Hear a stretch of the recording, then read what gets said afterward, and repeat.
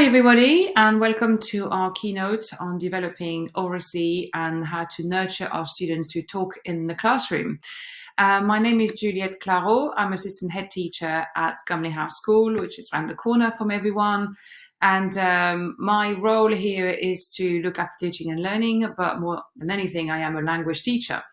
And taking language students from tags and CAGs in year 11 into a year 12 or year 13 class can be quite tricky when you want them to do full-on presentations in a foreign language. So it's hard enough in English, but you have to get the right conditions to get them to speak in French or in the foreign language. So how do we create the nurturing conditions for our year 12 to have that confidence and that trust in the classroom to talk and not being afraid of making mistakes? So I take that from the side of growing a plant and growing that relationship with our students. There is no way we can actually get our students to come out and do fantastic things if they don't have trust in us in the first place. So the example here is from one of my year 12 students who blew me away a couple of weeks ago. She did her presentation on a film from François Ozon called Dans la Maison, which is very, very disturbing. And she did it all in French, and without her notes, she just talked for good 3 minutes, and then the conversation flew in the classroom, and she did manage an entire 12 minutes in French. And I said to her, wow, that was absolutely amazing. How did you do it? And she said, it's because you make me feel I can do it. So I feel I can do it. And I think that's the very powerful words that we need to remember, that yes, of course, they are year 12 and they are year 13, but year 12 are year 11 without uniform, and year 13 are learning to fly, but they're not quite there yet, not flying just yet. And I think we need to keep that in mind when we have our students in front of us in the sixth form. Every child needs a champion, and even if they are 16, 17, going on 18, they need to have that significant relationship with us as teachers in order to grow and to flourish. And they need us to tell them and believe in them that they can do it. And especially when talking with words that could be complicated, some of these words that are very academic in our subject could be from, scientific words. And also sometimes they feel very self-conscious about how they talk, or, they feel like they need a lot of fillers, like literally and which drive us crazy, but it's how we nurture them to become more confident speakers. So we need to remember this, and that every child in front of us come with a story, and they all have their own anxiety and self-doubt. And I think once we come up with these grounds that we can grow them we can grow a flower or a plant, I think we can actually get them to do anything we want in the classroom. But all of this starts with the relationship. So I hope you will enjoy the keynote this afternoon. There's lots of really exciting and interesting ideas. But I think down the line, we need to remember that relationship and trust is what counts in order for them to do all of these things that we want them to do. I hope you enjoy the session. Thank you. Good afternoon. My name is Lottie Chettle, and I'm Assistant Head Teacher for Teaching and Learning at Logic Studio School. And today I'm here to talk to you about what educational research underpins the importance of Oracy. And for me, this is broken down into why Oracy and why now. So why Oracy? Why Oracy over maybe all the other aspects of teaching and learning? And put quite simply, better talk will lead to better student outcomes in all of your subjects. Employers rank verbal communication as the most important skill for employees. In areas of deprivation, such as the schools we work in, 50% of children start school with below average language skills. Yet, on average, teachers do 90% of the talking, with individual students saying approximately 4 words per lesson. Therefore, for the sake of social equality, all schools should teach children the spoken language skills they need. And put quite simply, the oral rehearsal will reduce cognitive load and enable better writing.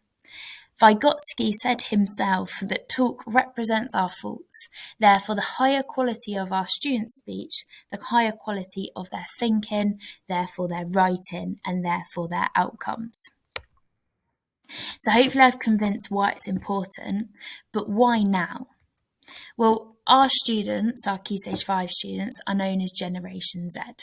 That means they've spent their teenage years in an ever-growing digital age, and with communication at the click of their fingertips, with Instagram, Facebook, the likes. Yet the BBC News the other day heralded our students, or Generation Z, as the worst communicators of all time. And as if this wasn't a struggle enough, they have spent the last 2 years in a global pandemic, at which the only real institution that took them off the screen and made them talk more was removed. Now, try as I might, I spent a long time in remote learning, trying to get my students to speak. And all too often, I was ghosted by them and left with that silence on remote learning. And students have really got out of the habit of being able to communicate with each other. So my point being is that our Key Stage 5 students, when they think about communicating in the classroom, all too often look like our Boris B, C, M, E and F. Shy, confused, nervous and not too sure of themselves. And we know that when for our students in order to succeed in the workplace, need to look like Boris A, really confident in themselves, even if they're still feeling shy and confused underneath. And this was echoed when I did a staff survey for Logic staff in March. And they said the biggest problem that they were facing in the classroom was the students not being able to talk. And this was having a direct impact on their thinking. Therefore, hopefully in this short, brief 3 minutes, I have convinced you of why Oracy is so important and why now, right now, more than ever, we need to prioritise it with our Key Stage 5 students specifically. And I'm going to hand over to Sarah Scaffey, who will give you some tips on how to promote Oracy in the classroom. Thank you. Hi, I'm Sarah Scaffey, Head of Humanities at Logic Studio School, and I'm going to share some of our top Oracy tips and strategies. This came out of the survey that Lottie mentioned earlier, and as a result of that survey, we decided to focus on Oracy for a 6-week period in half-term 5 last year. And our real focus was on setting up the expectations and environment for better talk. So we wanted students to feel safe and for their confidence to develop, and we wanted to have really clear guidelines for each classroom, and we wanted to make sure that good Oracy was always modelled. So out of that CPD, as a staff body, we came up with these speaking and listening ladders, which are displayed in every classroom and are referred to when we do an Oracy task. And these provide those guidelines for the students and also a place for them to reflect on their progress, and also for teachers to be able to provide really specific praise that would help students' confidence develop. So I'm going to share with you some of our examples from some of our classrooms. And these examples are mainly rooted in the Harvard Project Zero Visible Thinking routines. So this example is where, in a typical situation, you may have shared an image with students and you may be getting them to think about what might be going on in the image. So here this has been broken down further to encourage deeper thinking and better Oracy. So you can see in the first example, in the first stage, that this is really accessible to all students because they simply need to describe in a full sentence literally what they can see in the image. And then as the routine goes on, the thinking is deeper. But importantly here, the thought stems provide that scaffolding for students along with the vocabulary. And we would use this as an activity to be done in pairs, and then we'd use a speaking and listening ladders to reflect on how they've got on in that task. Another one that we like to use is what makes you say that, and usually this is more successful than just posing the question why, but it does also need some extra broken down stages. So in this example, you can see we've used claim support question, and that gets students to break down their opinion and simplify it in a full sentence, and then make sure they've got supporting evidence. And then to challenge them further, they can question an alternative perspective in their classroom, or question the context that the question has been rooted in further, and overall allows the students to think deeper. And again, we would get students to reflect on their speaking and listening through the ladders. In this example, it's been used in a feedback lesson. So students have received whole class feedback, and then in pairs, they are working on their speaking and listening, and they are literally rehearsing paragraphs before they go and write them down. So their partner would be challenging them to use the vocabulary, and they'd be challenging them with the speaking and listening ladders. But importantly, we've provided the thought stems for them so that they have the confidence to get started and to rehearse that full paragraph with their pair. This example here is from an exam question and gets students to have a look closely and think about some data. And they're encouraged to use their linking language that has been modelled for them. And again, the speaking and listening ladders would be used alongside this to reflect on how they're getting on. So I hope those tips and strategies were useful. There's some really excellent resources on the links provided here. So the Harvard Project Zero Thinking Routine Toolbox is excellent. You can literally pull the resources and adapt them to your subjects. And also Voice 21 has loads of excellent resources.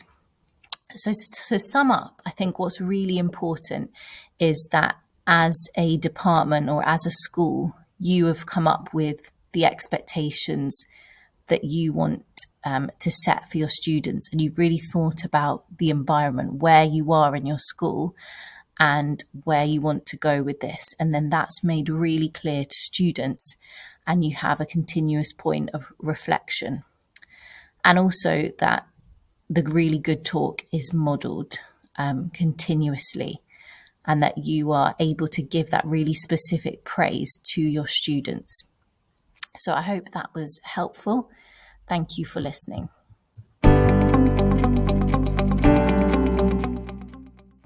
Hello, my name is Ravina Kyriakou. I'm the whole school literacy coordinator and post-16 teacher at Heston Community School. I will now go through some strategies we've used at Heston School.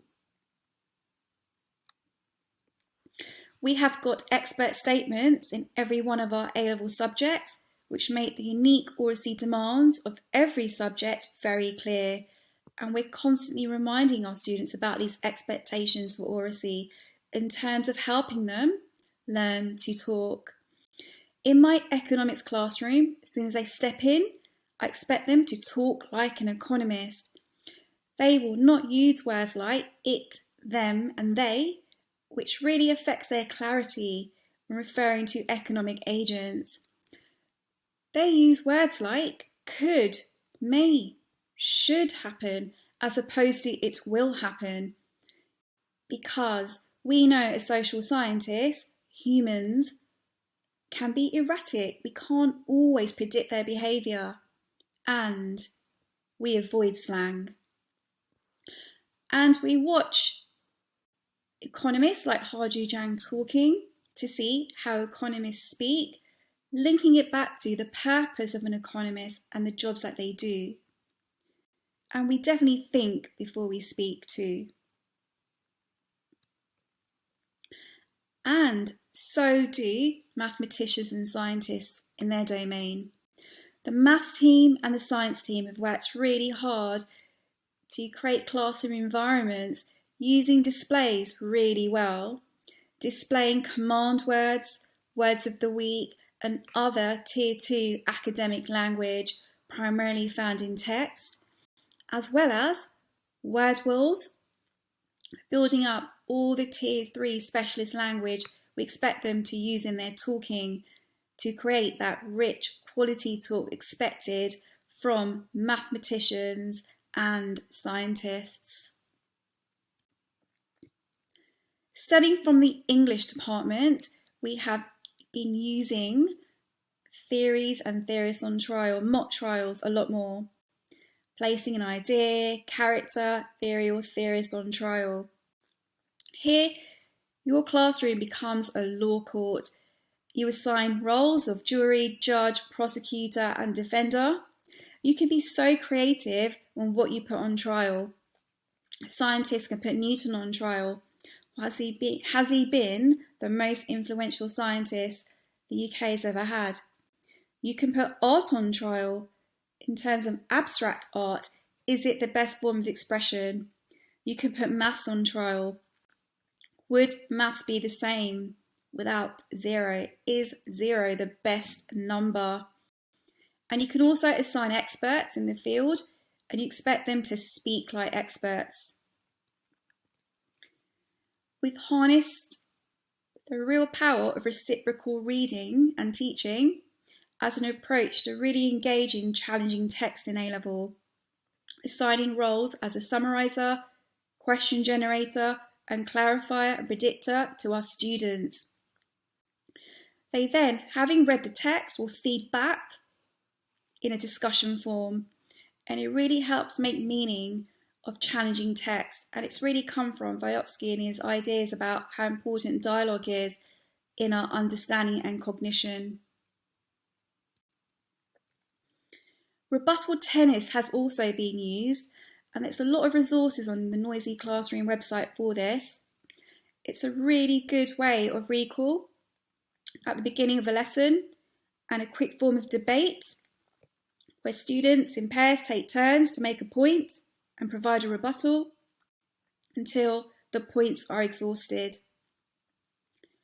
I've also used it as a way to do synonyms of connectives, and to do that before they write an essay, for example, has worked really well.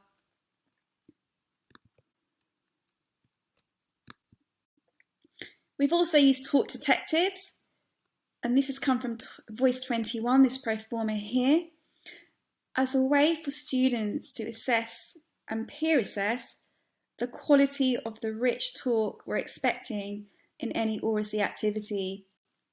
They will go round and observe the talking and feedback, and here the teacher needs to make it really clear and explicit what they're expecting to hear in terms of the language, academic and specialist key terms too. And this is really learning to talk reflection of the learning through talk.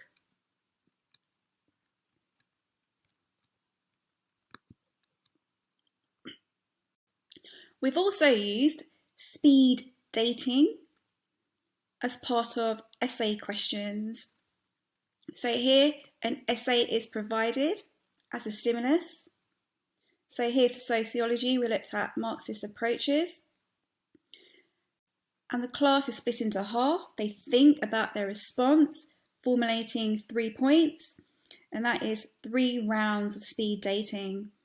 And after which they then write that essay, having discussed it first. And a really useful exercise is doing this with 2 classes, where one does this Oracy activity and then writes the essay. The other class does not do this Oracy exercise and just writes the essay. And colleagues can compare, or you can compare the outcomes as a professional exercise. And that was the last one. And I hope you've enjoyed looking at these, and maybe you can try some out. Thank you. Hello, this is Lila Revelato and Nicola Hayward. We're both from the Green School for Girls. I'm in the English department and Nikki is in the History department. And we've got a few top tips today to help you boost academic oracy in your Key Stage 5 classroom. One of the main things that's really overlooked at Key Stage 5 is your seating plan. We do this all the time at Key Stage 3 and 4, and we all know the great reasons for this, but people don't often use this, I found, at A level, often letting the students sit where they like. I think it's really important to think about your pairings, maybe pairing a quiet student with a confident student, thinking about abilities, thinking about the shape of your tables as well, in rows, in horseshoes, what will encourage oracy in that classroom and with the person next to them. I've been having a look at the teaching walkthroughs by Tom Sherrington, and this is a really useful book with lots of top practical tips. The section on questioning says this: your aim is to set a standard for the depth of verbal responses you expect from students and to support them to produce high quality responses. If you accept short, shallow responses without any further development, it sets low expectations and students will assume half-formed answers is the norm. So, for example, I'm sure we all use cold calling, we might use lollipop sticks, we might use think, pair, share, mini whiteboards, but how often do we develop on that? So, for example, responding to the answers that have been given. Have a look here. So these are the tips. Using that tip, number 2, acknowledge the first response. That's a good start, but let's develop it further. Give supportive feedback. What was the more formal technical term for that idea? Or can you evaluate that particular argument? What phrase can you use to begin your sentence to make it sound more evaluative? Can you include a reason for that opinion? And then invite the student to say their answer again from the beginning, but better. This is important because in giving the improved answer, you can check they've understood what you're trying to get them to do. And then responding to that improved response, i.e. explaining why it's a good response. Excellent, you've now used the correct technical term for that idea. Another idea, instead of saying, Louisa, do you understand? Saying, Louisa, what have you understood? Or how did you reach that answer? The student's now got to construct a response that shows they've understood the question in hand or understood the method, and it's helping her develop the knowledge in her long-term memory. And again, you can do this with multiple other students, whether it's a maths problem or a history argument, getting them to verbalise what they've understood. And then you can explore those differences. So which of those students' answers do we think is more sophisticated? Which student is more giving the more appropriate answer for this question? And then that can then become a class activity to work out how best to improve their oral responses. Okay, and these selection of activities that I've chosen, I particularly like because they don't feel like classic discussion activities where people feel put on the spot, and you can kind of help students improve a little bit by stealth there. So the first activity is called Centre of the Universe, and really it's just a classic ranking task for students to do.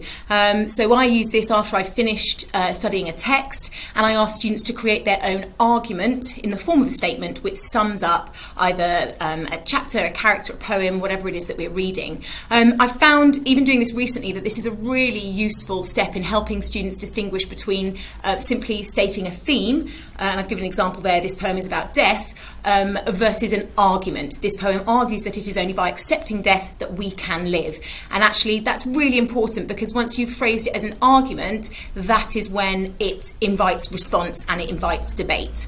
I then quickly sift through the best ones, I root out any overlaps, and then we identify in the room where the centre of the universe is, a wall or whatever, a particular place. I give a series of students a statement each, and then you invite the rest of the class to move them closer or further away from the centre of the universe, the centre being the phrase, the argument that they feel is the most apt or the most justified. Students who are holding statements can get involved, and I actively encourage them to disagree with somebody if they're moving them around.